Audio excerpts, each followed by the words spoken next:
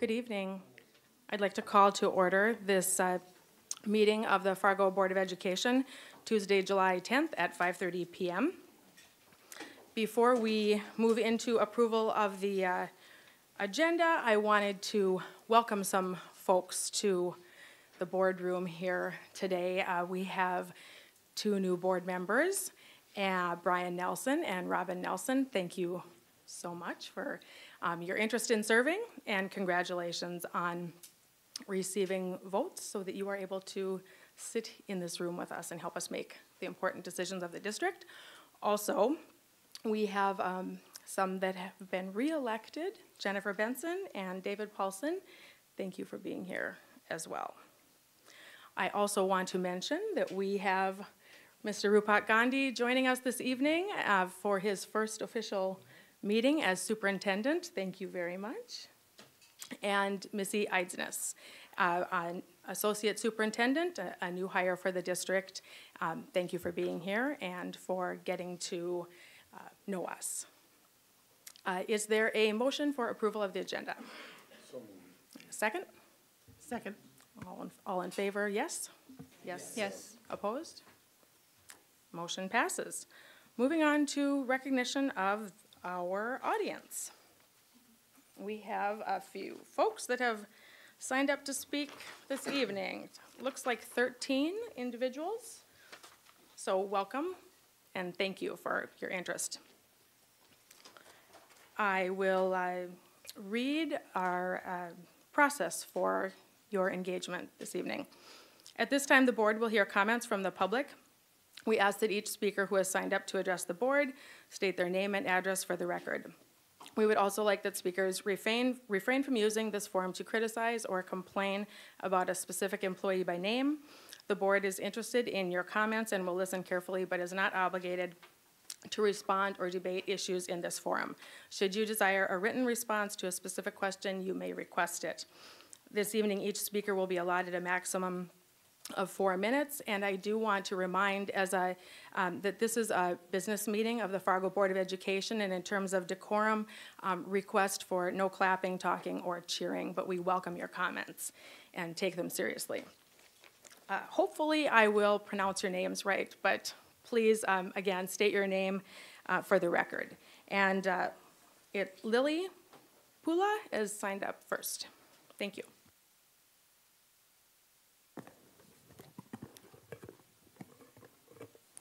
My name is Lilly Holla. My address is 4001 19th Avenue South in Fargo. I would just like to start by thanking you all so much for the opportunity to introduce this information to you.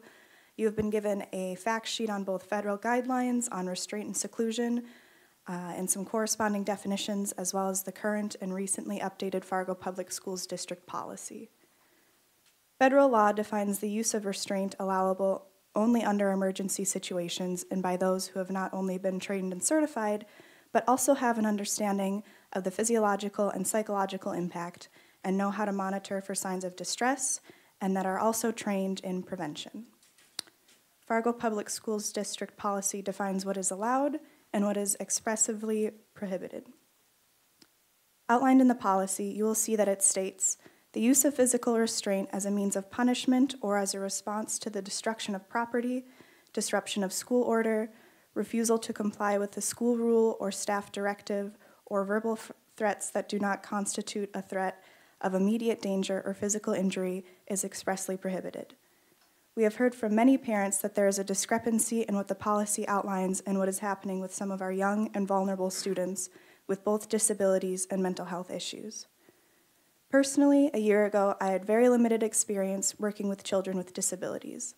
I now work for an area provider that serves behavioral children. The training we must go through is extensive and it is rigorous. We are mandated to report every instance of physical contact to state agencies and protection and advocacy. The expectation of paras and classroom teachers to successfully engage with complex students with limited training is both unfair to the student as well as the staff. The training from the parents themselves is invaluable. As we listen to the community speakers tonight, I'd like everyone to think about whether or not it sounds like we are doing the best job to protect all of our students and their rights to be free from unnecessary seclusion and restraint as stated in federal law. We would like you to consider how the actions of adults in their environment may be contributing to the behaviors that led some of these children from being considered in their environment may be contributing to behaviors that led some of these children being considered for Level D services. How are we going to protect the rights for these future students and have a collaborative conversation where parent input is valued? We know that these are items on your agenda for your summer retreat, and we all share the hope that this is a solution in the making. Thank you. Thank you. Samantha, is it okay if I say your first names? I think I'll get your first names, and the last names are a little trickier, so. That's fine. Samantha, thank you.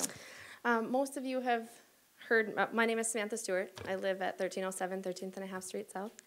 I have 2 children in the school district, one of which has autism and is on an IEP in elementary school. I've been working with the North Dakota for Integration and Inclusion Group and have learned a lot, both good and bad. My family has been advocating for and paying attention to what is occurring in our school district very closely. We are concerned, we're scared, and we're quite frankly appalled. And we're not alone.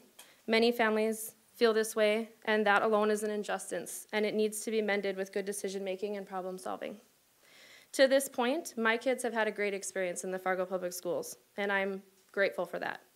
We have great people working with them. However, I empathize greatly with the families that I have talked to and that have been treated differently, and I feel it is my obligation to advocate for them. I think it is time that we all come together and advocate together for a better environment for all students. We do recognize that there's a problem that needs to be addressed, and now is the time that we come together as a community and make solid decisions for the betterment of everyone. Parent input is so important when it comes to our children, especially our most vulnerable. Parents spend a lot of time researching and learning from the professionals that they pay to work with their children. We learn what works in order to survive. I feel it is time to be proactive, get ahead of things, and get some new perspectives. Formulate a parent community advisory group and allow some new ideas and fresh faces to the table. We all want success for our students, teachers, and school district, but the direction we are currently heading does not end in success. It ends in rights violations, trauma, mistrust, mistreatment, defensiveness, and ineffective learning and working environment for everyone. This culture makes families like mine feel like we're walking on eggshells, waiting for our child to be next. Please open your minds. Really listen to the stories of these families. I challenge you to try to put yourself in their shoes and understand that there are things we can do as a district to ensure that these things don't happen to anyone else. It's time for change. It's time to really look long and hard at how we're doing things and if they're really working. I have faith that the Fargo Public Schools will do the right thing and find a solution to the Level D setting issue that satisfies everyone without violating the rights of our children. Please allow the community to help and provide support to ensure all our children can be happy, healthy, and included. Thank you for your time and consideration. Thank you, Samantha. David Roberts.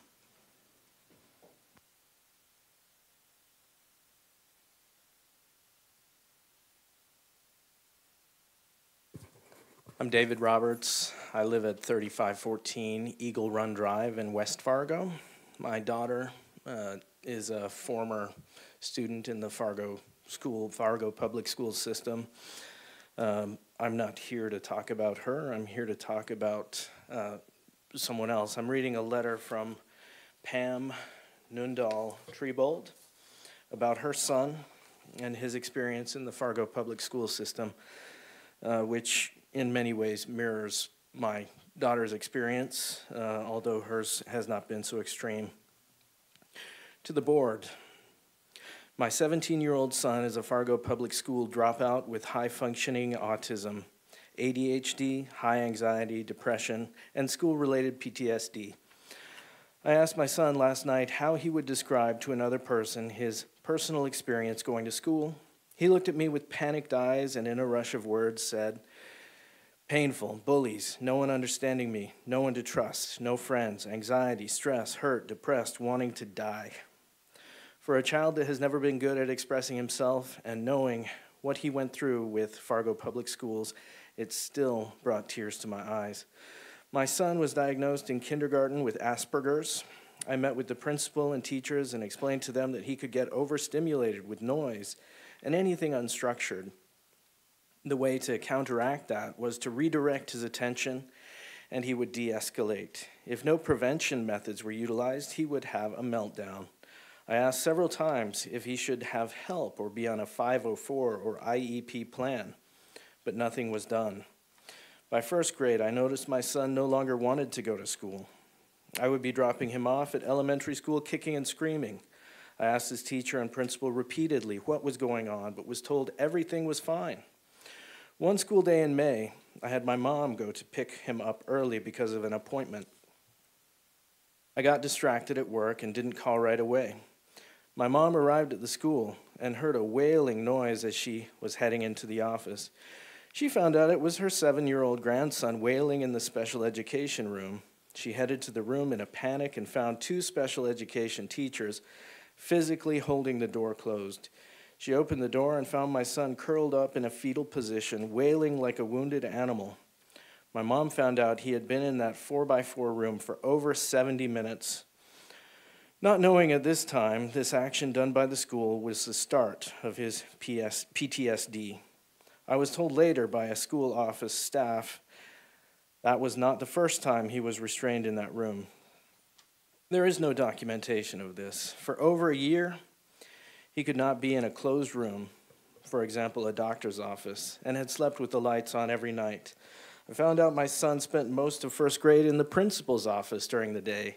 He was not taught how to read because he would spend his days coloring in the office. I demanded Fargo Public Schools switch him to another elementary school at the start of 2nd grade.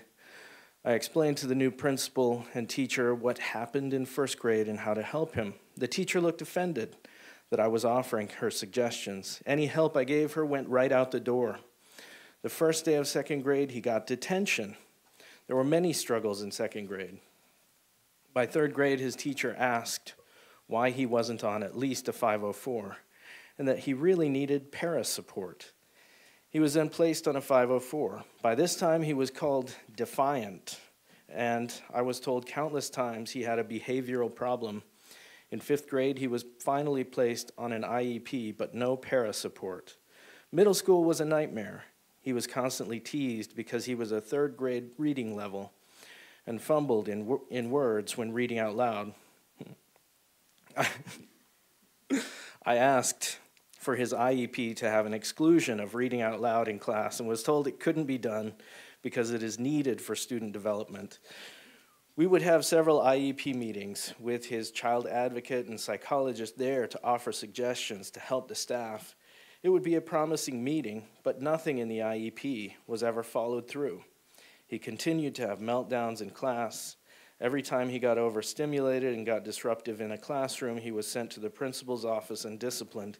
He had so many detentions and suspensions. Manifestation charges were brought up against him in 8th grade. Teachers that read his IEP understood what to do and never had any issues. Other teachers that did not care to understand Asperger's were the ones that had issues. Other students started alienating my son even more than elementary school because he was different.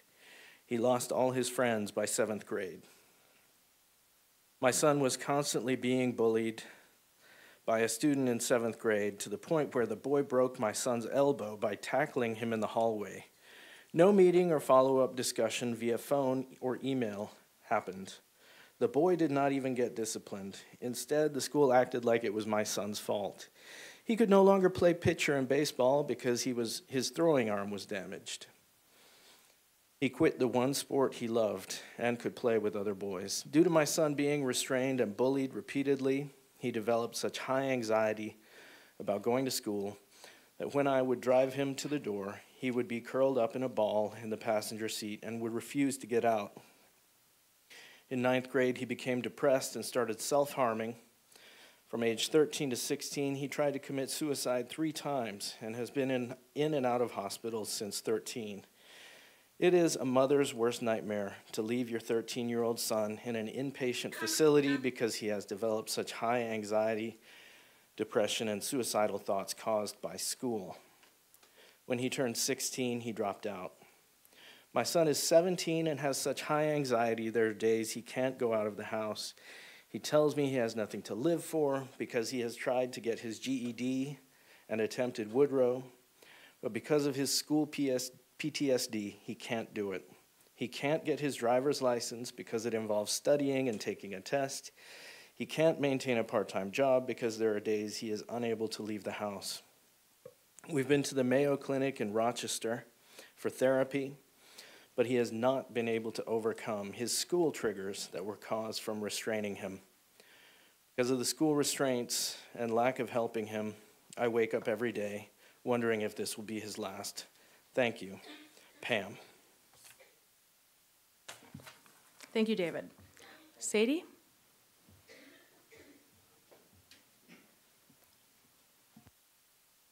Hello, my name is Sadie Reinecker. I live at 6073 14th Street South.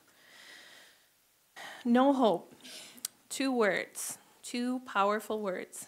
These are the words my 9-year-old used to sum up his perspective of a breach of trust he experienced in a Fargo public school. It sums up his entire perspective of his school experience in his 9 short years. Communication in words can be tough for kids on the spectrum. I had my son make a comic strip to explain what he had experienced at school one day this spring. That is how he can most effectively tell his story. It was sad and shocking. I'm speaking for my son today and always. The pictures show him having big feelings and several adults having big feelings towards him. The pictures show my son surrounded by big angry people. The pictures show my son being carried and dragged down 2 staircases across the school to the crash room. The pictures show kids pointing and laughing. The last picture is a large, simple frowning face with the words "no hope" written across the face. My son has no hope left for school and no hope left for supposedly trusted adults in the school. Holds, punishment, and humiliation have given my 9-year-old no hope for his school future. Let that sink in. No one is listening to him or our family. We have fought a terribly long and exhaustive fight. There are many families like ours that are losing hope and losing faith in the school system. There needs to be a huge mind shift here.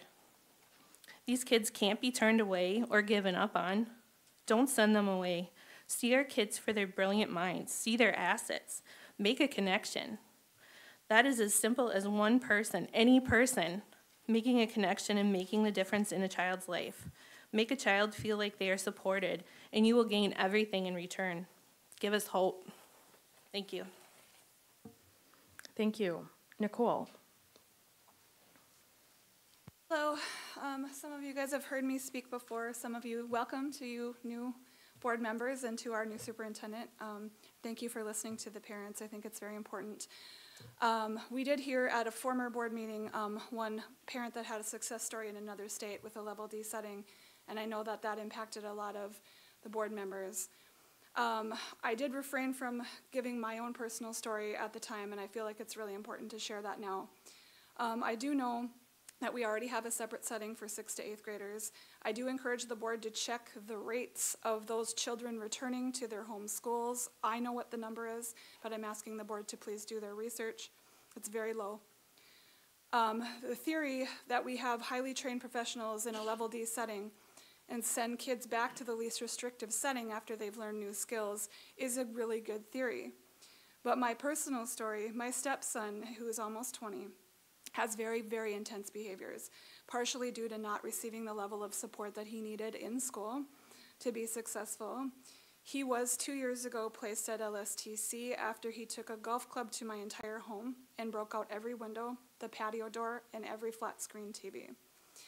When he got to LSTC, which is one of the highest level teams in this state, it did not go well. In fact, it went very poorly.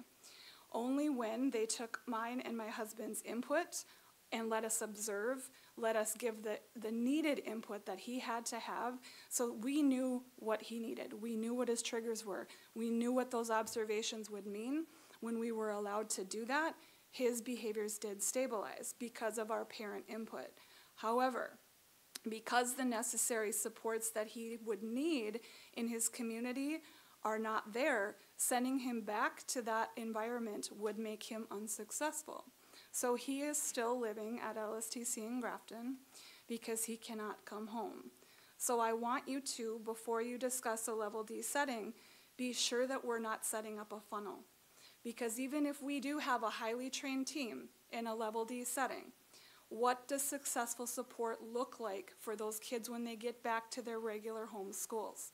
Because if it's not there, and it's currently not there, which is why these kids are going to a level D setting, they are going to be set up for failure. They will have a highly trained team where they're at, and they will be transitioned back into that unsuccessful setting, which is not what we need for these kids. It's not. We must have those supports in their home schools so that they're successful. If we had better training, if we had more extensive time, we have modules where the places that I've worked at and my DSPs that are trained to work with behavioral kids, they're online modules. They're invaluable. But also what is the most invaluable is the parent input. It is so important, and I have seen too many parents come to me and say, Nicole, they're not listening to us. We know our child the best. No one is listening to us. They're not taking our suggestions seriously. They're not being implemented into that IEP. And some of the parents have talked about, we have great meetings, great team meetings with the school. They're listening to us, we've got it written down, but that written down plan, if it's not put into play and it's not actually applied, and those paras and those teachers don't have the skills to actually implement what that behavior interventionist has put on paper, it's not going to work. It's just not going to work. Thank you. Thank you, Nicole. Amber. Hi, my name is Amber Scott. I live at 5400 Amber Valley Parkway South. I'm reading on behalf of Jenilyn Jacobson. To the school board, children with disabilities are regularly and legally restrained and secluded against their will. Most states have little to no laws regarding seclusion and restraint. What is even worse is the fact that seclusion and restraints have been proven to be an ineffective way to modify behavior, but they are still used in education. In fact, it actually increases behavior in many children, and it has the potential to cause physical and lifelong trauma to a child. I understand that we need to keep the students and staff in a safe environment when it comes to learning in the classroom, but I believe that our children with disabilities should be safe as well. Their learning environment is important too. We need to think of a more positive method to help them become more successful.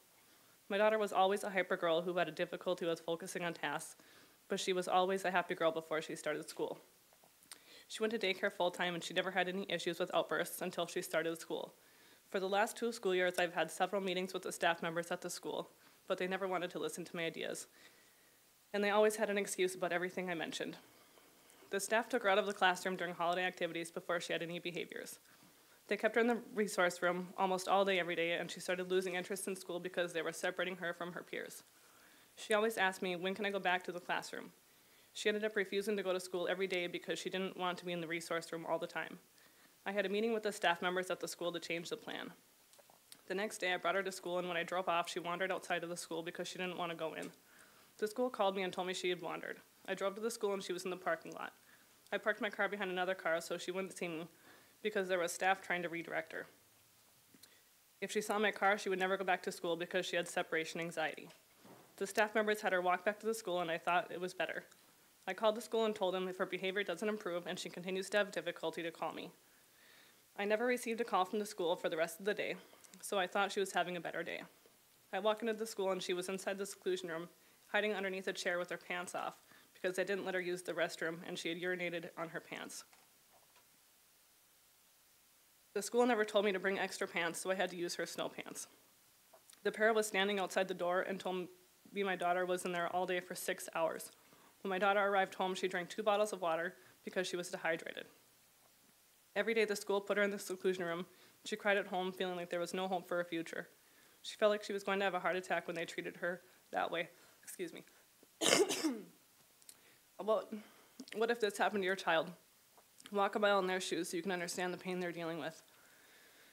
Our children are still young and learning. After this incident, she only went to school for a couple of days, and then she refused to go. I took her out of school, and she went to the Prairie Day program again, and then she did homework at home for the rest of the school year. I moved to switch her to another school district to see if there would be any improvements there. I never thought about her behaviors being trauma until it dawned on me when she started having nightmares about being locked up in a room at school. She developed fears of being in the dark and away from home. She has separation anxiety to where she never wants to go to any daycare because she doesn't trust anybody anymore. She isolated herself at home and refused to go to any activities. She even quit dance when she normally loves it. A child should never underestimate their worth by sitting in a small space being separated from everybody, especially a child that young for long periods of time.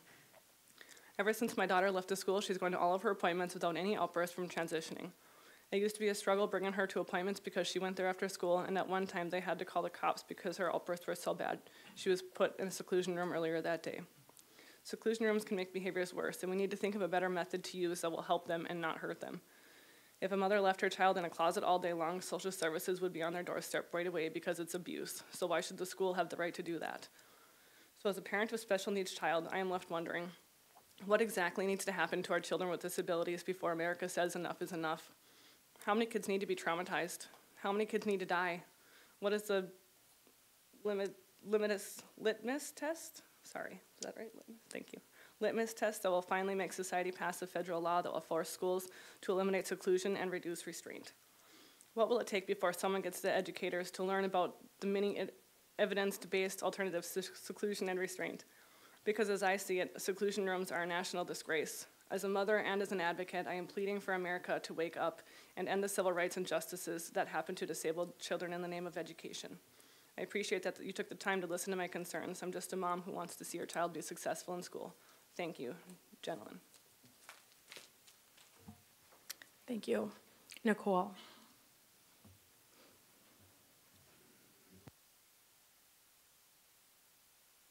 Hi, I'm Nicole Kiel. I live at 2822 Dakota Park Circle, Fargo. I'm reading for Nate Havidal tonight, his letter. To whom it may concern, my son was broken by the special educators that he worked with this year. Between the holds and the punishment for manifestation of his disability, he lost his self-esteem and his trust for educators. His primary case manager was either incapable or unwilling to understand my son's unique mixture of autism, anxiety, and ADHD.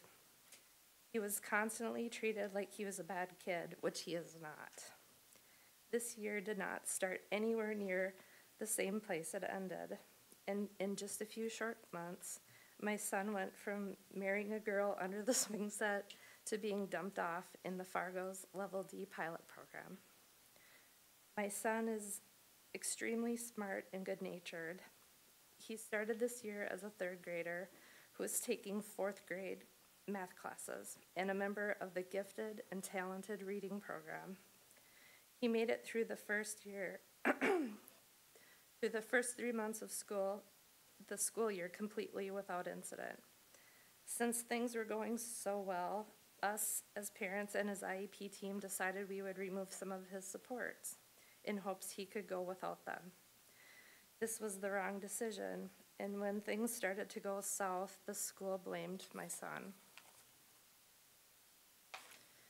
They were quick to separate him from his classmates and tell him that he had to earn his way back to the classroom. He was told that the behaviors brought on by his disability made him a bad kid. When his frustrations turned into violence, things quickly spiraled out of control. School staff was either unaware or unwilling to de-escalate the situation, and soon the B team was quickly called anytime my son had a problem.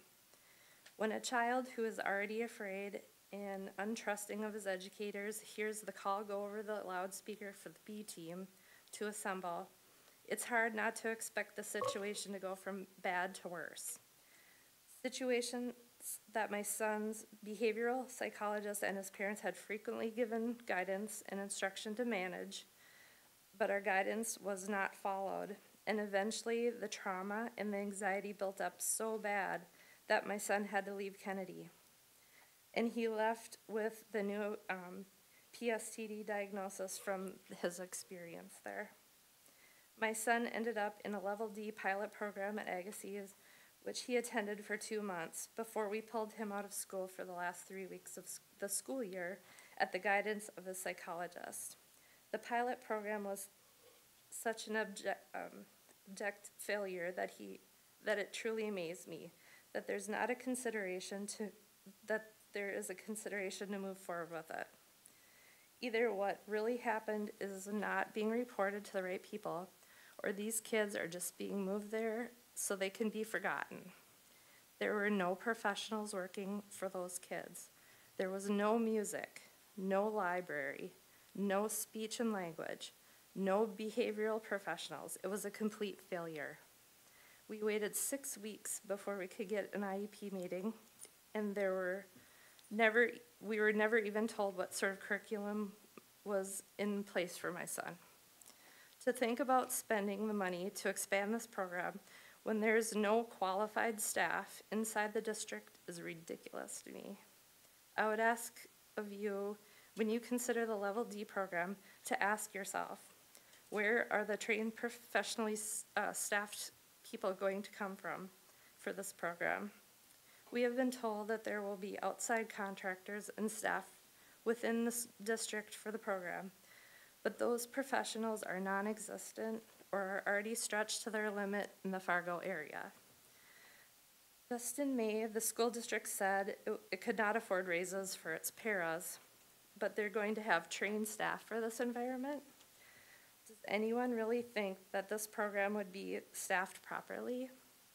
I think that the money would be much better spent on training for special educators and trying to hire 1 or 2 behavioral specialists to work through the district. This program is going to do a lot of damage to the kids if it gets pushed through, just because the spending on the building is easy for the Fargo Public Schools to do. Consider the truth of the matter. These kids would not need a Level D program if they had crossed paths with the right people earlier. Thank you. Thank you, Nicole. Michael Dittman.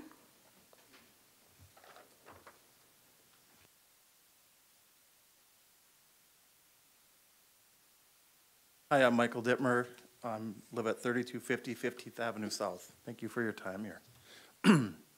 I'm reading testimony on behalf of Jennifer Nett. To whom it may concern, I can't go back to school. I don't feel safe at school. I'm not afraid of the kids. I'm afraid of losing control because the teachers and staff don't know how to help me stay calm. They make me angry when I'm controlling my rage and I lose control. Then I get in trouble and you and Dad have to leave work and lose money and I get in trouble at home too. This is what my son told me after his first full-blown panic attack, the morning of his first day at his new West Fargo Public School. We changed schools on the unanimous recommendation of his 2 advocates after this and a subsequent incident. He was ultimately placed in a self-controlled classroom, SLC, for only 4 hours per day at the new school, and he completely shut down. What's the point anyway? I don't get to meet other kids, make friends, go to lunch, recess, or gym. We almost never leave the room. My son is 10, and this was the traumatic incident that led us to this point. In November 2017, the para observed friendly finger poking among a small group of students messing around during music class. The students were directed to stop by the para.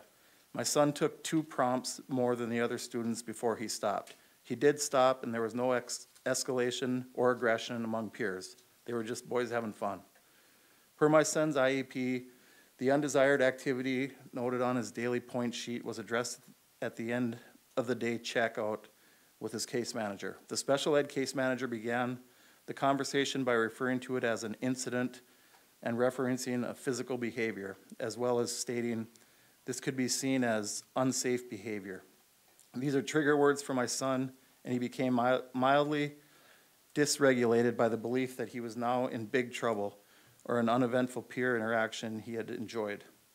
He felt he had been included in a successful, positive peer interaction, an area where my son struggles. This is not an uncommon interaction among his peers in spite of the hard hands-to-self rule. Thus upset, he pounded a fist on the table and turned his body away from the teachers to calm, using one of his taught strategies. Instead of allowing him time to calm, praising use of a tool and connecting before redirecting, the case manager advised, since he was upset, he could go home and they could meet to discuss in the morning. Such things are to be processed at the end of the day per his IEP due to slow emotional processing. So he can go home to calm and process after the correction. My son agreed to meet in the morning to review his point sheet, but stated there was nothing to discuss about music because nothing happened. By morning, the issue had been escalated to include the principal, and I was summoned at drop-off to join them. The case manager began as before, using the trigger language stated above. He stated in response through gritted teeth but calmly that nothing happened, and the principal asked if he'd been upset or angry when it happened. The case manager spoke up, and they didn't think that my son responded anyway with, "No, we were just messing around, having fun. Nothing happened. Duh." Minutes of silence followed, after which my son stood and walked to the door. I asked where he was going, and in a calm voice he said, "To class, we're done here. This is stupid." The principal stated, "See, this is what we were dealing with. We need to call him back down and hold him accountable." The case manager said, "Yeah, he still owes me the checkout time too." His checkout time was 10 minutes, and this had already taken 30 minutes. I replied with a question. "Maybe you clarify with him before I joined you. But what did you need from him just now?" I was told he needed to listen and say okay. I was familiar with West Fargo Public Schools' mantra of listen and say okay and do it right away. Yet he had listened and answered the questions when asked. He had waited and left calmly. I explained I had to go to work and asked if they could just discuss the disrespect at the next checkout an hour later. The case manager replied, "If he even comes to the check-in now." I mused silently and incredulously over why he might possibly not want to attend these check-ins.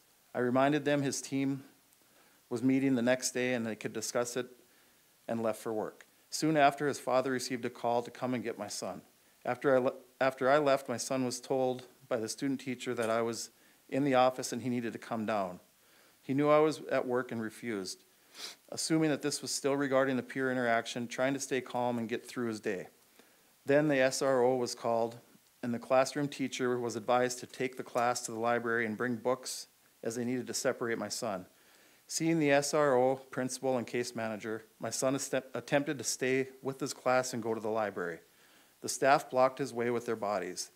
If my son blocked others with his body, that would be considered physical aggression, just for the record. This is now in the presence of his peers.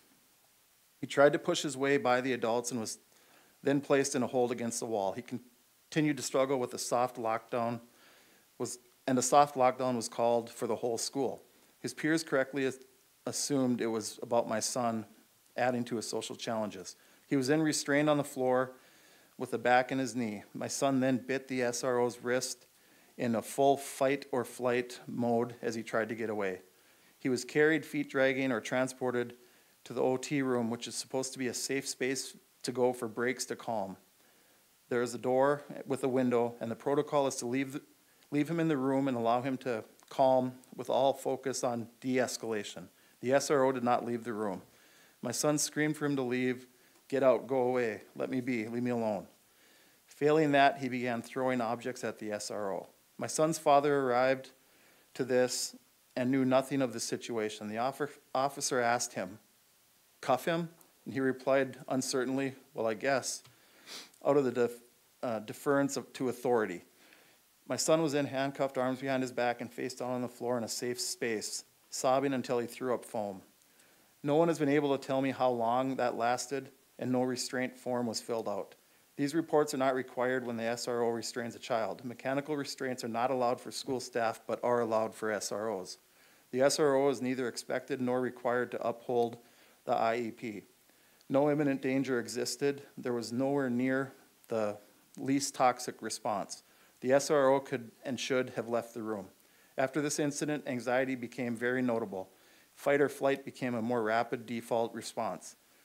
We finished the school year working from home, and I will homeschool for healing for the next year. Please inform yourselves and those who work with our children in this way about the detrimental effects of physical restraint. Please learn and teach those adults about neuroplasticity and what fear and punishment and poking the lizard or engaging the reptilian brain of a child during an emotional outburst due to the developing brain. I highly recommend Dr. Ross Green, and his CPS method, and Dr. Daniel Siegel, no drama discipline. Either of these can be readily utilized with children like mine in school. Thank you for hearing our story. Respectfully, Jen Nett. Thanks. Thank you. Ashley. Good evening, Ashley Hofdahl, 315 7th Street South. To the board. Mom, I'm scared. I think something bad's going to happen tonight. There in my bedroom doorway stood my 8-year-old son, brown tousled hair in his PJs and a look of fear and sadness in his hazel eyes.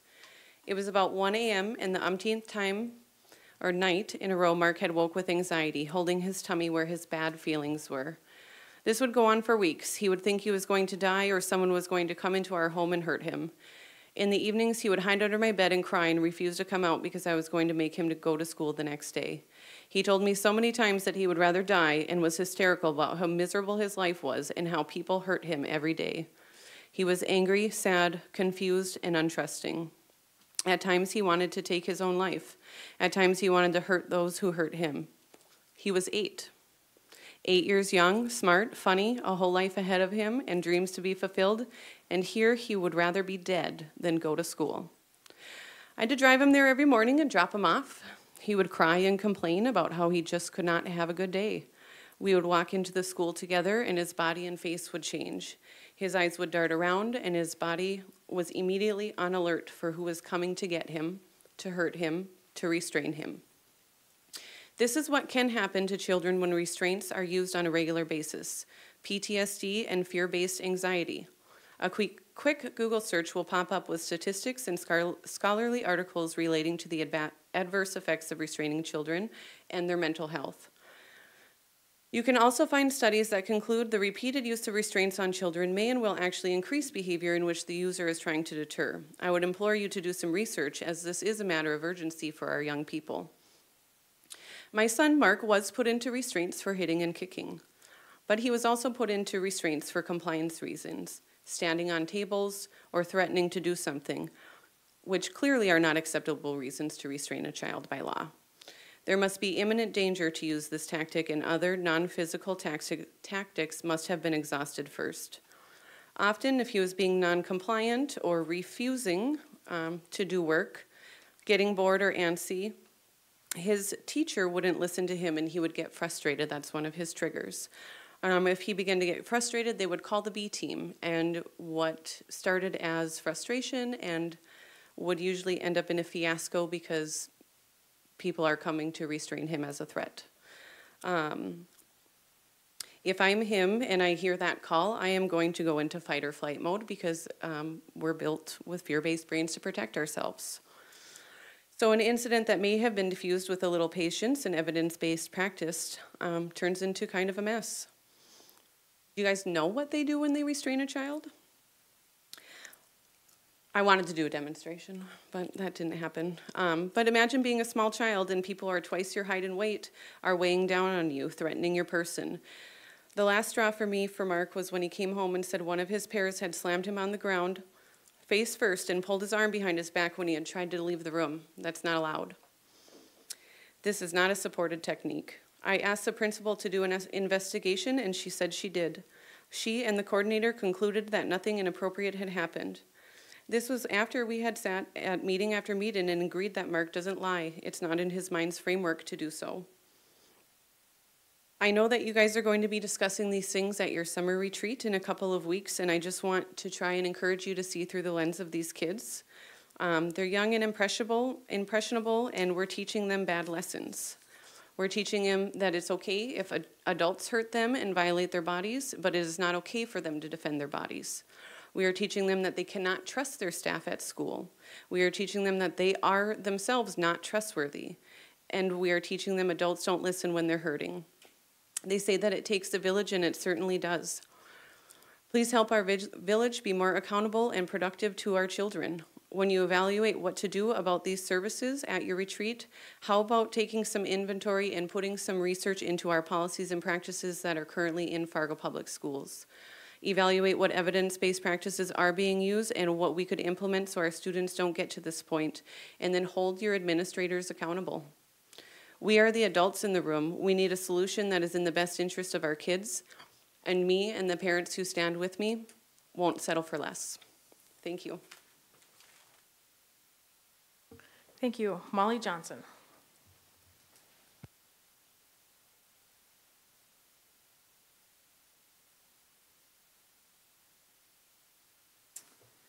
Molly Johnson, 6325 13th Street, North Fargo.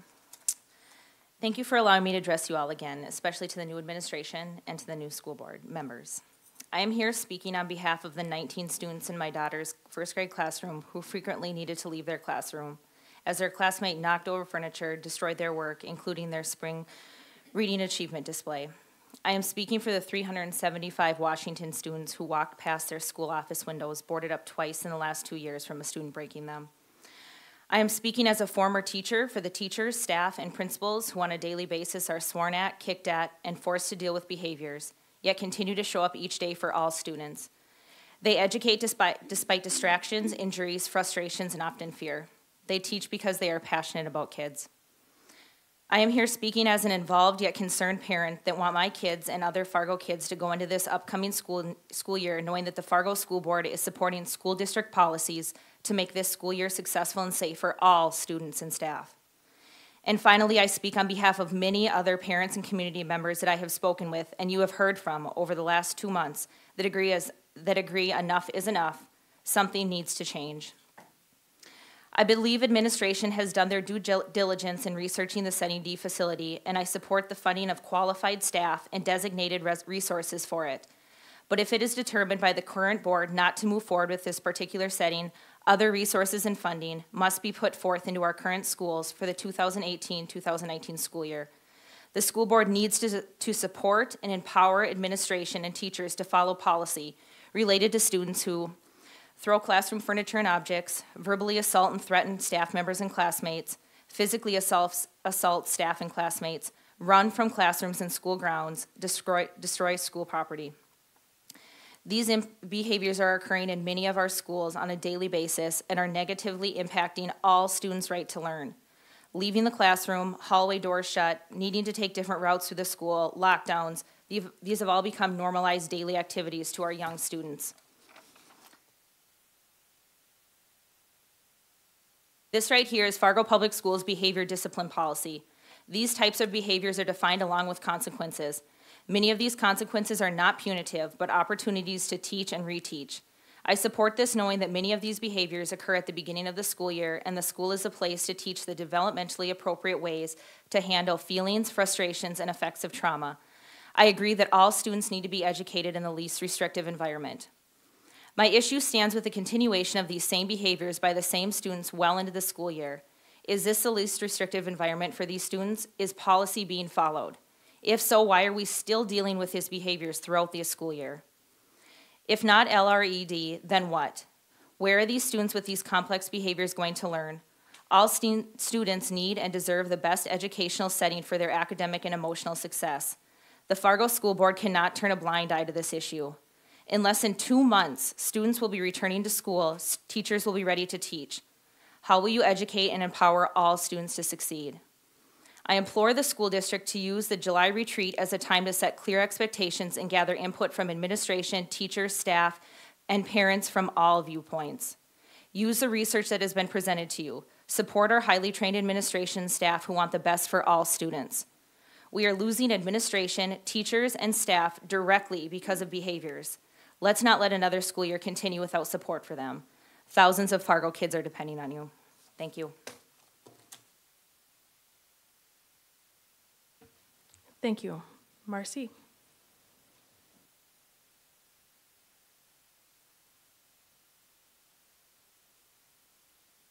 Marcy VC, 6450 13th Street North, Fargo, 58102.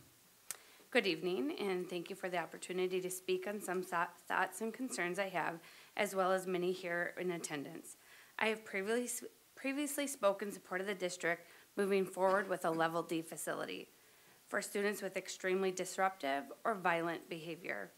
I still feel strongly this specialized learning facility will greatly serve our district for students who are clearly struggling with behavioral and emotional needs and will find comfort in a setting that will provide highly trained professionals to give them a more focused education plan, as the main classroom has proven to be too overwhelming for their immediate needs.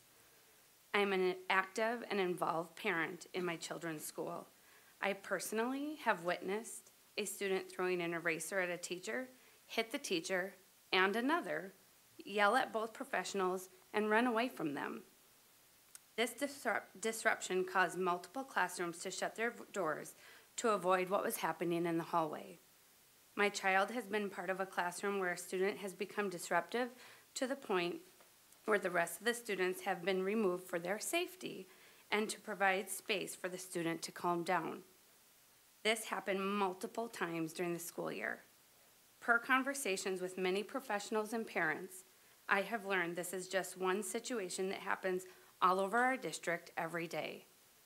Would that be acceptable in your place of work? Would you feel safe, comfortable, and excited to return to your space after a coworker has been disruptive? Why are we expecting elementary-aged children to leave the classroom for one student that has been disruptive on a regular basis? In discussing with other parents, the common answer is, where is the logic in this?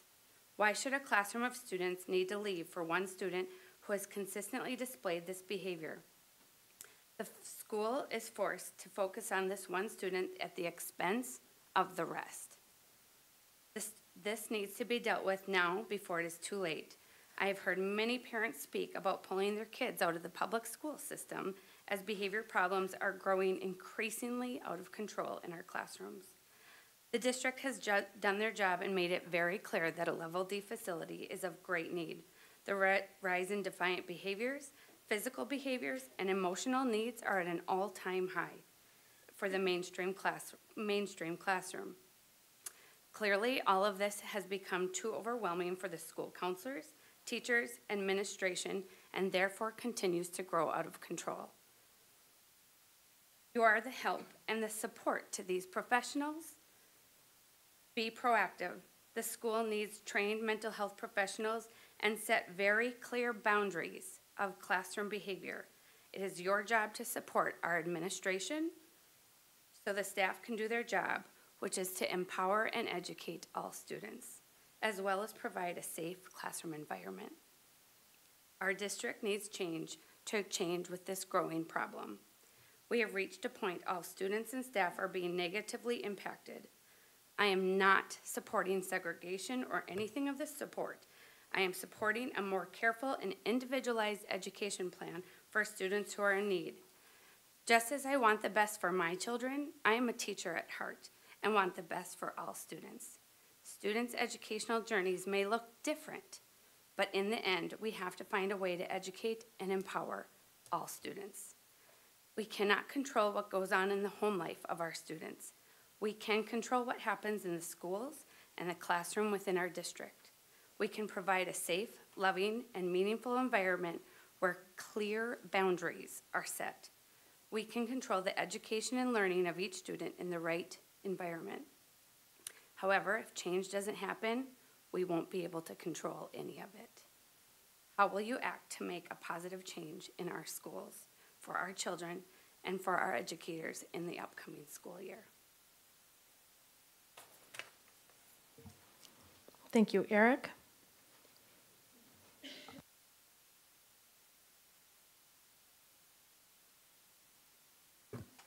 Hey, good evening. I'm going to read a letter I sent to each of you a couple hours ago, so I'm sure you haven't seen it yet, on my thoughts and a slightly different perspective on this particular issue.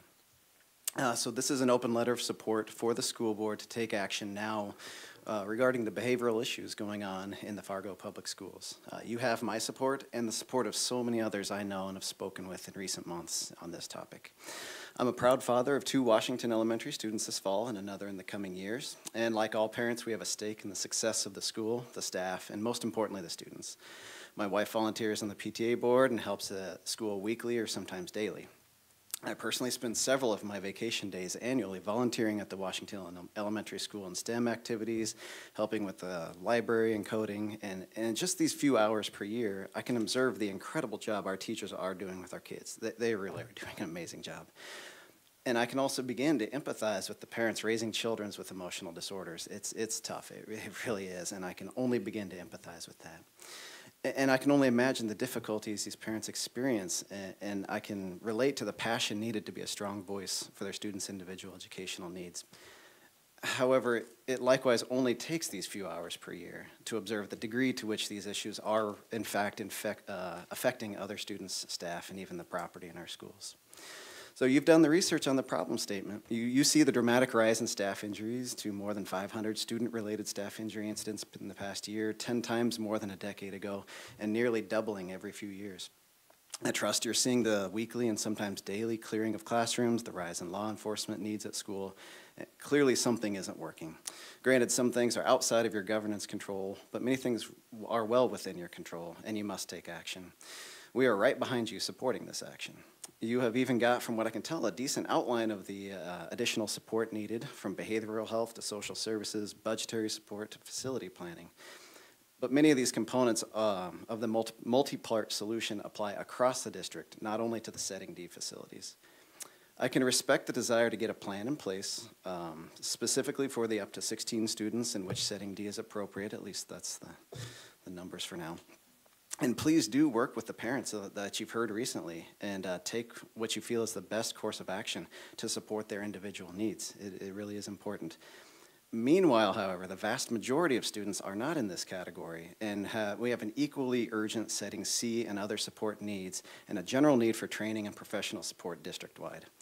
Do not let the perfection of a Setting D plan, data gathering, integrated versus dedicated facility debates, and other good research impede the progress of addressing this widespread issue across the district. I cannot believe that 500 or more incidents and numerous intense disruptions will be entirely resolved with support for a few Setting D students. This is bigger than a few students in a facility, and why are the important and very necessary concerns of a few preventing progress for the masses. Understanding of emotional disorders and the resulting effective or ineffective related forms of treatment or discipline to address them have certainly changed over the generations.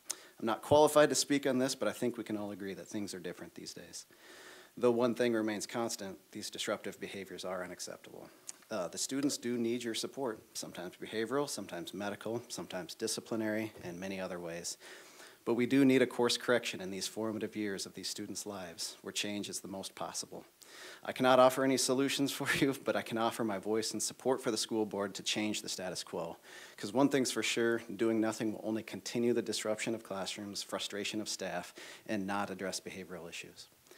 We are asking so much already from our great teaching staff. Now, by taking no action, we are holding our staff accountable for high academic standards, but in an increasingly frustrating and difficult environment.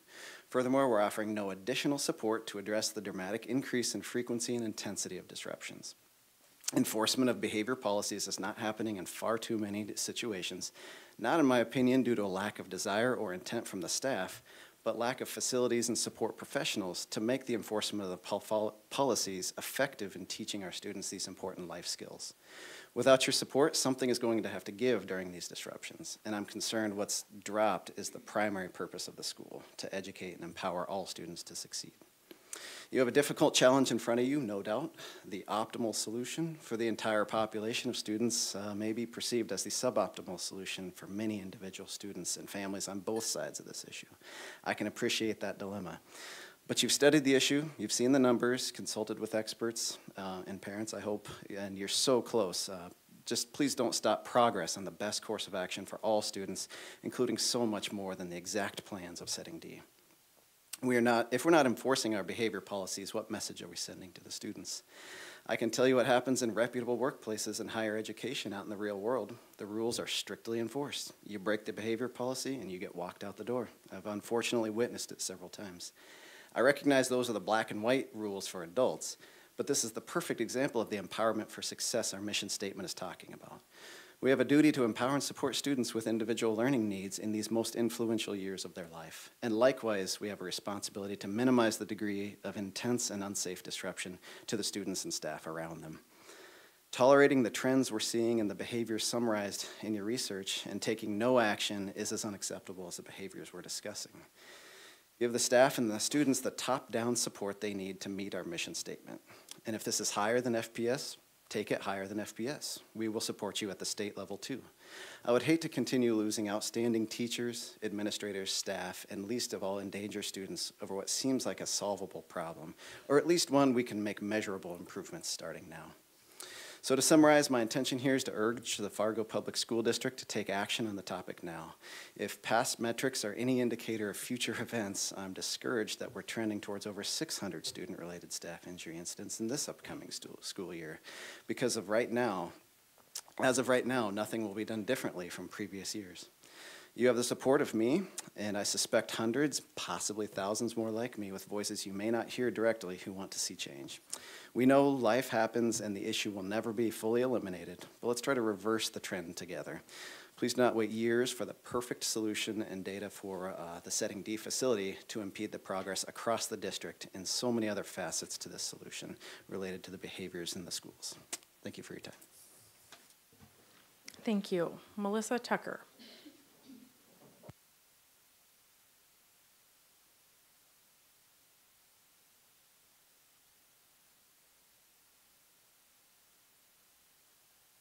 Melissa Tucker, 3915 30th Avenue South in Fargo. I am going to be reading the testimony of Dylan. He is a 7th grader in the Fargo Public Schools right now. My name is Dylan. I am 12 years old and in the 7th grade. I have autism and anxiety. I was diagnosed with autism at the end of 5th grade. What does it feel like to have autism? My 6 years in elementary school felt like I was living in a hurricane and was 6 years of hell. I had a 1st grade teacher who yelled all the time in class, which made me not like her. She didn't understand me. I had a 3rd grade teacher who didn't listen to me and would interrupt me saying I talked too much. I would ask for help and he'd tell me he didn't have time for me. He didn't understand me. I did have a teacher in 2nd grade and 4th grade who I really liked, who understood me and listened to me. They were 2 of my favorite teachers. I hate talking to people and don't like to be social. I don't like to wear jeans because they make me feel uncomfortable. I don't like certain smells because they are offensive to me. I don't like certain people touching my things because I don't want their smell on me. As long as I can remember, kids have teased me, made fun of me, and called me names like Big Head and many names I can't repeat because they're bad words. I have been called bad names by adults. My first memory of elementary school was my best friend in 1st grade who started bullying me. I have been bullied ever since. I tried to ignore them most of the time, but sometimes I didn't feel safe at school. I got teased a lot, which made me frustrated and made me want to get revenge. If I did fight back, then I got into trouble. My librarian was mean to me and didn't understand me. I had a kid put gum on my shirt, and I don't know why. I would rather be at home in my room where I feel safe and my pets and my favorite things are. My elementary school principal was awful. He didn't know how to deal with kids like me with special needs. He would act nice when my mom and dad were there, but during school, I didn't like him. I swear to God, I will never go back to that stinking school. When I was grabbed and shaken by another parent in the school parking lot after I threw a snowball and hit the guy's car, I was called terrible names by him, but the principal tried to cover it up. This was a bad man and always played his music too loud after school when picking up his kids. The police officer who was supposed to help me after this happened didn't do his job. How he handled it made him look like he didn't care. I felt sad that I couldn't remember everything he did to me and that they didn't believe the witness who told him. Elementary school needs a new I don't want to say the name of the elementary school. The elementary school that I attended needs a new principal and nicer teachers. They need to learn how to do their jobs and how to treat special needs kids. I miss the ones who understood me and believed in me. They were nice to me and helped me like school much better. And I like school much better now that I'm at the new elementary school. I like my teachers and my principal. They listen to me, don't interrupt me, and understand me. I never want to go back to elementary school because they don't listen to you, they don't understand you, and they don't care about you. Thank you. That concludes our public input for the evening. I believe everyone has been at the podium that signed up, so thank you very much. I'm wondering if we should take a 5-minute break and then get started again? All right, thank you. So at about 6:40, we'll resume.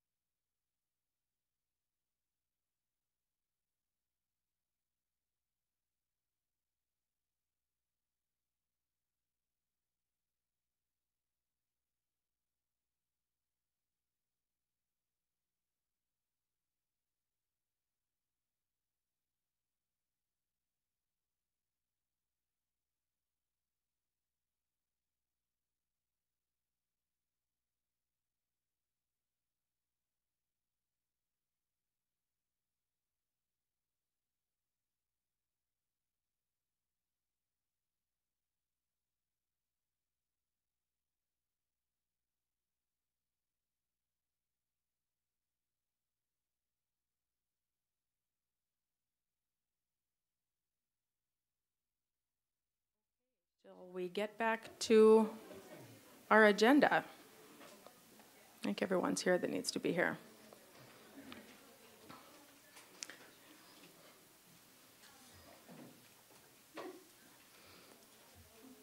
Okay, we're going to move on to the reorganization of the Fargo Board of Education, and Mr. Gandhi gets to take it from here, for a while at least. Go for it. Just for a little bit. So good evening, everyone.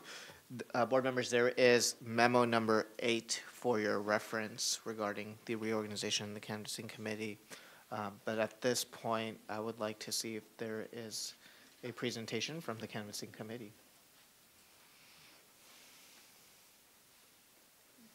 I think Dinah was the chair of that committee, and so I don't know that there would be a presentation tonight. Other than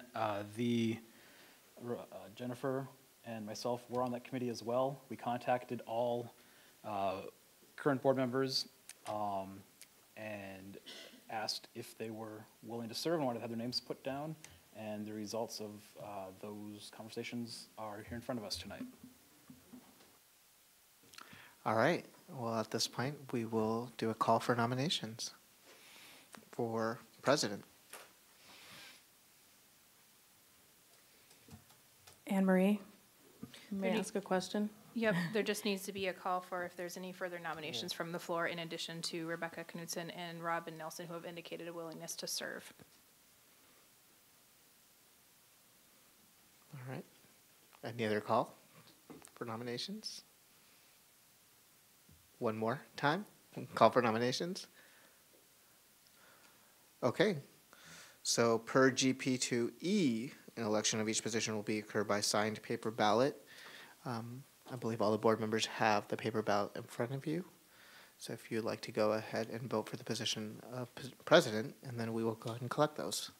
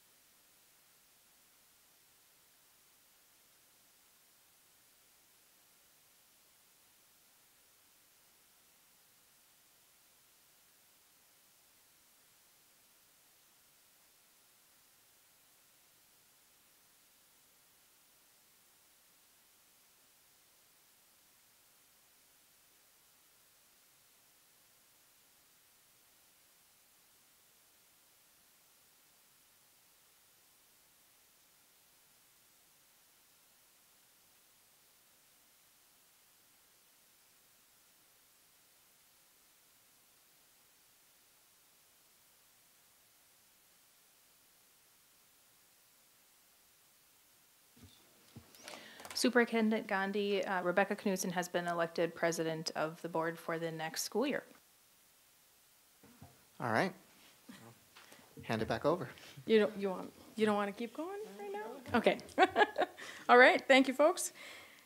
Moving on to the position of vice president. The memo indicates from the canvassing committee that Christy Ulrich is interested in serving again. And thank you, Christy. I should ask if there are any other nominations. Any other nominations? Any other nominations? Jim? Okay, there's been a motion for a unanimous ballot for Christy Ulrich for vice president. Is there a second? Second. All right, second by Robin. Thank you. Any discussion? Okay, all in favor signify by saying yes. Yes. Yes. Opposed? Same sign. Motion passes. Thank you, Christy. All right, moving on to the FEA report. Laura, thank you. Well, you know, as it's summer, there's nothing going on, right? I was really delighted to see that the memos start with number 1 now. Happy New Year. Looking forward to another great year working with you all. That's it. Thank you, Laura. Dr. Gross, the Student Mobility Report, Memo 9. Well, thank you very much. In front of you is the Student Mobility Report for last school year. This is the second installment of this that we have presented to you. The first one was for the first semester of last school year. This is now the completed report for the entire school year. This report dates back to about 2013 when we began to share this data with you as a board. At that time, we also included data around graduation rate and mobility. Since that time, those have been split into 2 different reports just based on the timing in which we get that data.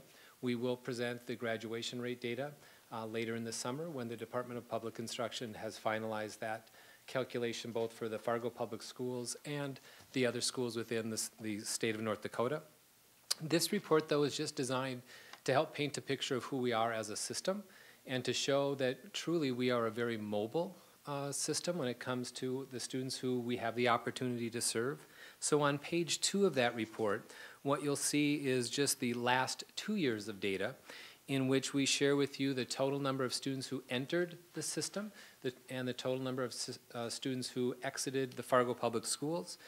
The majority of this, I would say almost completely, is based on parents, and they're either getting a job in our community or a job someplace else out of our community. It is what it is. But what you will notice between the in and out for 2017 to 2018, there's almost an additional 300 students in and out. Just shows how mobile we truly are as a system.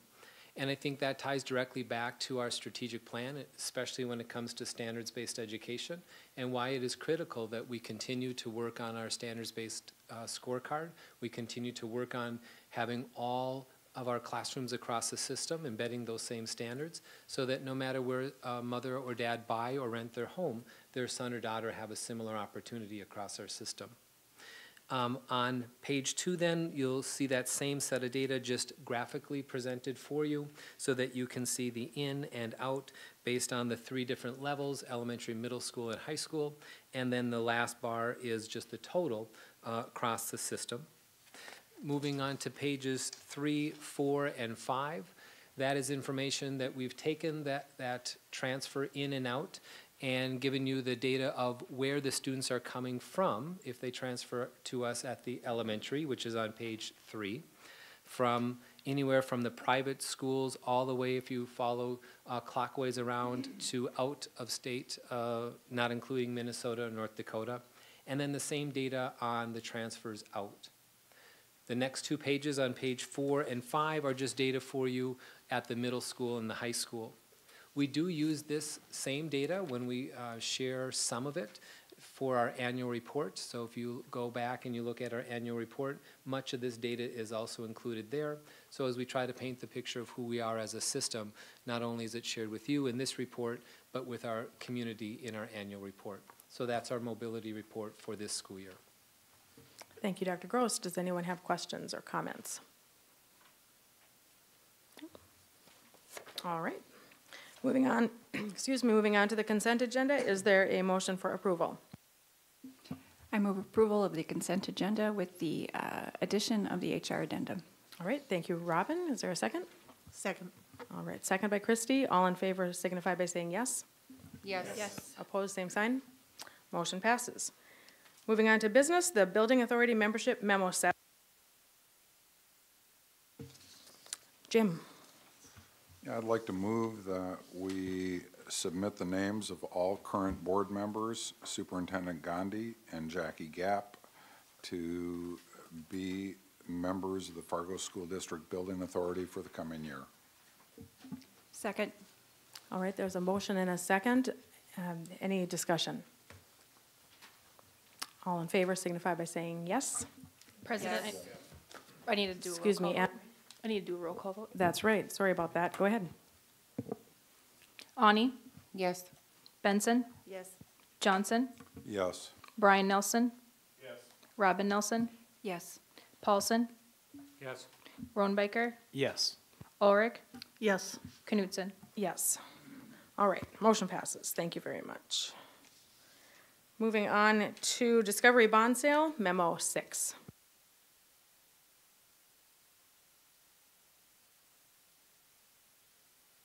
Jackie isn't able to be here this evening. This comes from Jackie Gap and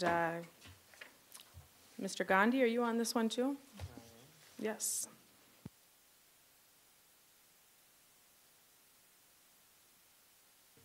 Do we have someone here this evening helping to walk us through this as well? Okay. Yep, Myron is All right. in the audience. Thank you, Myron.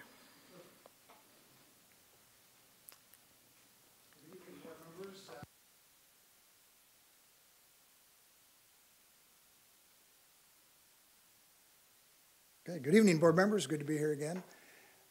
Just reporting on the results of the bond sale from earlier this morning. As you know, the district is issuing $14 million in limited tax school building bonds. These will be payable again from the district's building fund levy.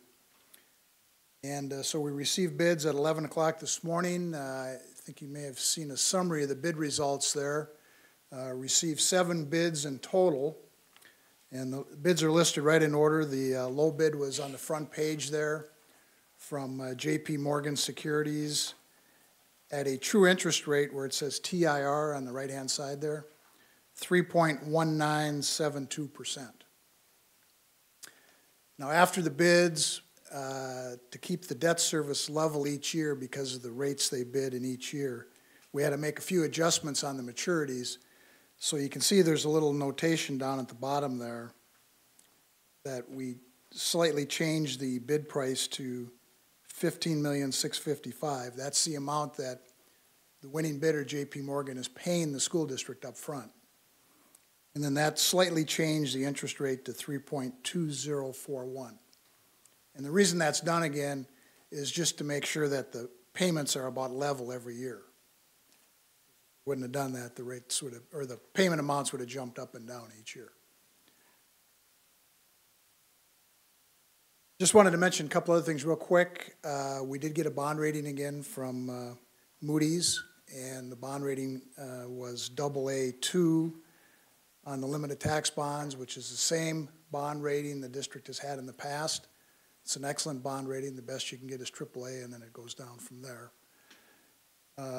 The rates that you got today, 3.20%.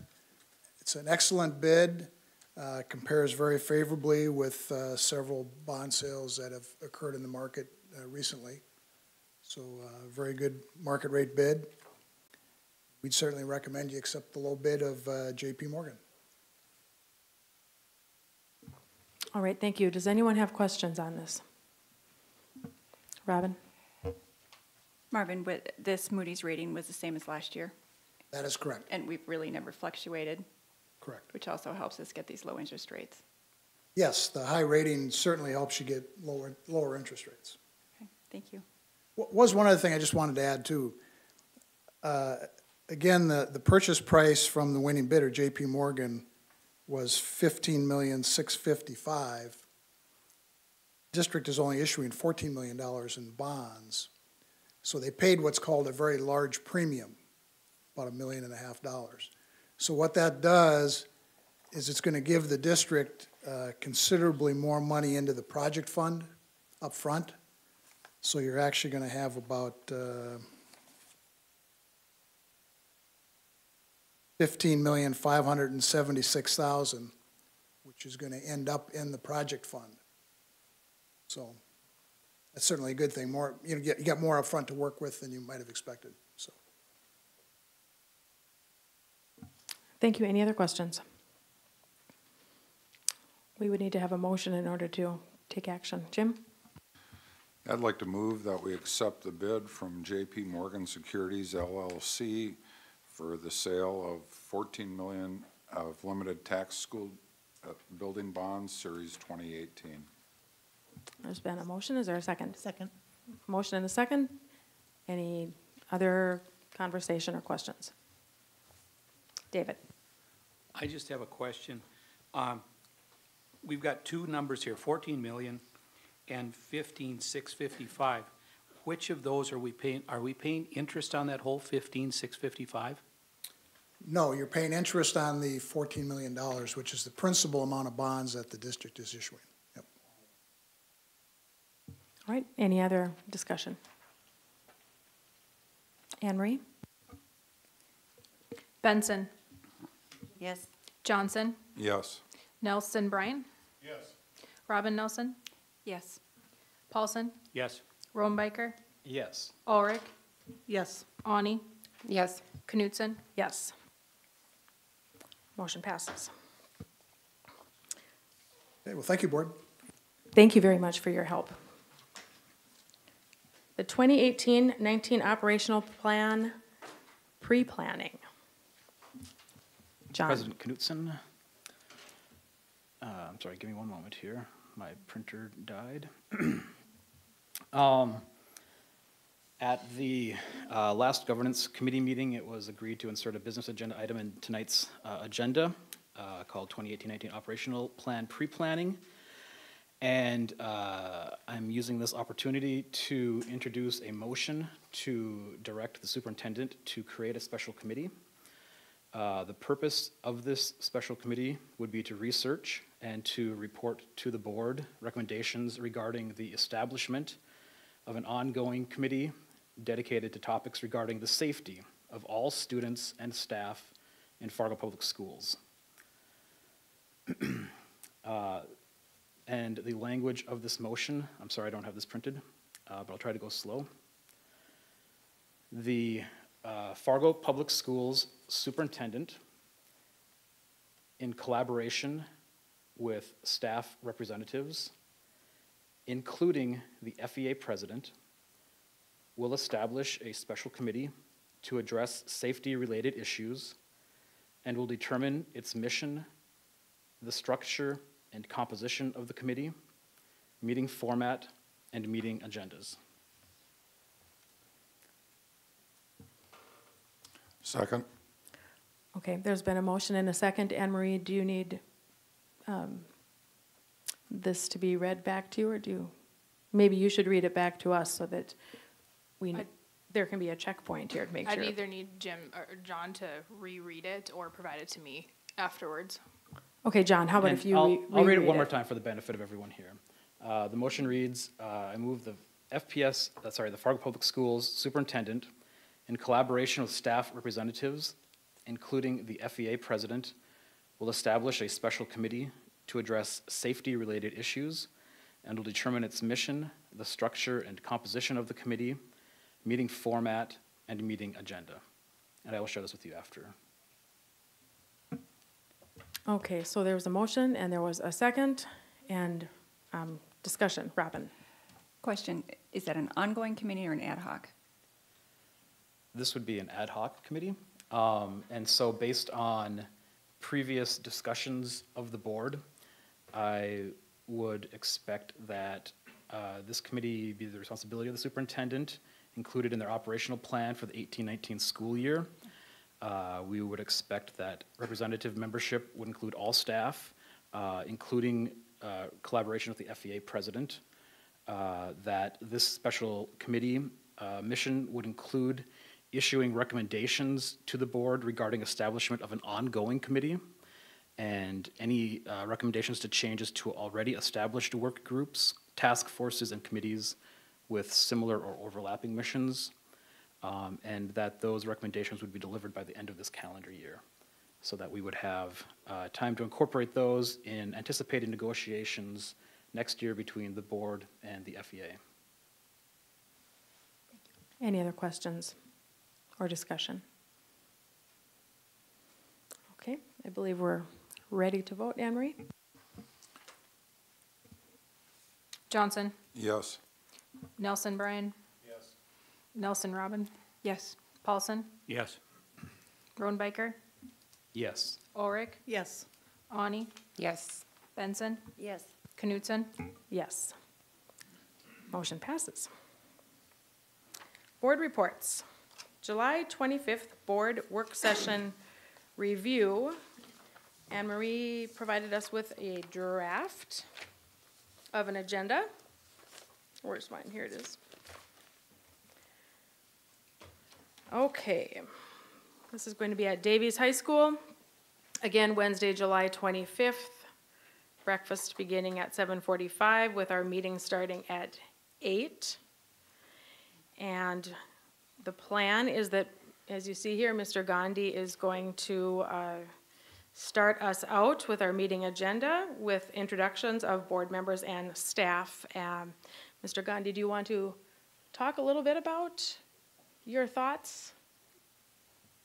Not without giving it away. We talked about doing some possible team building. Team building, Sure. yes. Yeah, I mean, I think we'll take about the first 30 to 45 minutes or so just doing introductions and maybe just an activity or so to establish, get the new administrators and the new board members in the fold as well. And I think we'll keep it at that.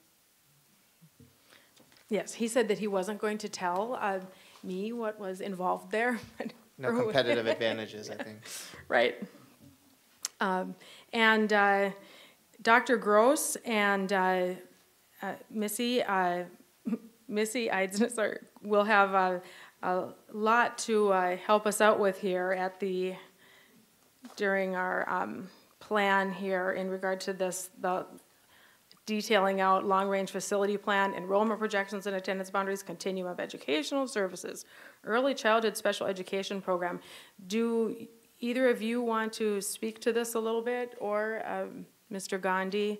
And of course, if anyone has questions, I think the point of this is just to kind of run us through a bit of what we have to expect, and if there are any questions, that's what I'm assuming this is on the agenda for. Dr. Gross? Yes, thank you very much. Exactly what you said. What we plan to do is just bring back some information that has been shared in past meetings. Everything from our current long-range facility plan to a presentation on early childhood special education that was done, I believe, last January at a board meeting, just so that all board members have the opportunity to be refreshed with some of that information. We'll also then bring some new information or somewhat new information when it comes to some of the legal or governmental definitions when it comes to continuation of services in special education from LRE A through D. And then we will bring you the most current, or bring back to you the most current enrollment projections and where we are with attendance boundaries, just so you have that information in front of you from Rob Schwartz, or RSP. And then that then will lead us into that third step, which would be just some ideas or thoughts that administration has on the formation of a series of task forces to allow voice from the community to integrate with some of the experts that we might bring in from other areas and our own administration and staff to talk about some of the issues that have been in the forefront, and then get your feedback on everything from objectives of what those task forces may be, the membership and the timelines. And then with that, that will help us then determine what administration's operational plan will be for the coming school year. Thank you. Ms. Eidsnitz or Mr. Gandhi, sorry, do either of you have anything to add to it? Nope, I think Bob covered it well. All right, thank you. Any questions right now? Okay. Okay, Robin, go ahead, please. There's going to be some public interested in this. There is not a public comment session. Is that noted somewhere so they're not misled or unintentionally misled for a regular board meeting? We certainly could make a note on the agenda if we would like to. Of course, it is a working meeting for us. We used to refer to this as a retreat, and I hope I didn't introduce this as a retreat. I hope I introduced it this evening as a work session. We want to make sure that everyone understands that that's really what we're doing. We're working and we're studying information, and certainly there will be all kinds of information brought to us at that retreat, and that retreat is, at that work session is designed for us to go through. Where is my card, Anne Marie, regarding retreat equals work session? But at any rate, so for us to digest information and make decisions later. Certainly if there are individuals that are there attending from the public, they're welcome to, but it's not a public comment time. Thank you, Robin. Thank you. Anyone else have any questions? And we are going to receive our information about a week ahead of time, so we'll be able to be well prepared. All right, and you'll see here that also we have NSBA items for further study, so that information will be included in our packet of information as well. We'll receive that information emailed to us. Okay, moving on to the board picnic, August 1st. And I know we need some folks, we need door prizes donated, and I know we need people to help grill. Anne Marie, do you have some guidance for us on this? Well, defer to Jim if he would like to take over, but we typically need 2 to 3 individuals to grill the chicken and burgers. We need you to arrive about 9:30 or so because we have to get the grill started right away so we can make sure we are ready to serve. The picnic starts at 11:30. However, our people are prompt, and so they're there starting at about 11:10, 11:15. So we have to get that meat going right away. And board members will also be needed to help with the door prize distribution. We'll need people at the front end as well to get people signed up for those door prizes, greeters, that type of thing. And then door prizes occur at the very end of the picnic. Jim? She covered it perfectly. Door prizes. Door prizes, right? So for individuals interested in helping to grill, so needing to arrive early, do you want folks to contact you, Anne Marie? That'd be fine, yep. Okay, great. Anyone have questions regarding the picnic? And it usually finishes up at about 1, is that correct? Yep, about 1. Okay. Does that mean we're supposed to be done, or? Okay. All right. Let's move on to committee liaison and correspondence reports. Brandy. I don't have anything to report tonight. Thank you. Christy. It's summer. I have nothing to report. This might go quickly. How about Robin? I could make something up. I actually have a meeting with the legislator tomorrow for my district, so talking about the upcoming legislative session. Thank you very much. John? Just excited to see that our school liaison assignments have been posted on the website, and it's always exciting to go to a new school and meet new people, so looking forward to that. David? Nothing at this time, thank you. How about Brian? I think the Fargo Public Schools, we have a lot of great things going here, and I'm just really impressed with everything going on, and welcome the new superintendent too. Jim? Nothing to... David? I said David. Jennifer. See, I knew I would get in trouble by going back and forth. Jennifer? That's okay. I have nothing to report other than to say welcome to the new board members. And Missy. I think I've covered everyone. The president's report has been handed out. I think there are a couple of items we might need to get back to Anne Marie on. Maybe it's one, an eggs and issues one. I saw an email come out from you on that. But is there anything else that you're needing us to respond to you on? Yes, if you haven't done so already, I would gladly take your RSVPs tonight for Trollwood tickets. And then also, if you'd like to attend the August or September Eggs and Issues, which I did email out about. So if you want to stop to me and let me know, that'd be great, or follow up with an email, that's fine too. Okay, thank you very much. Moving on, item 9 on our agenda. President Knudsen, I would move we enter executive session for the purpose of negotiation strategy as permitted under North Dakota Century Code, Section 44-04-19.1. Is there a second? Second. All right, there's a motion and a second. All in favor signify by saying yes. Opposed, same sign. Motion passes. All right, we will enter into executive session. We'll clear the room other than board members and administration, please.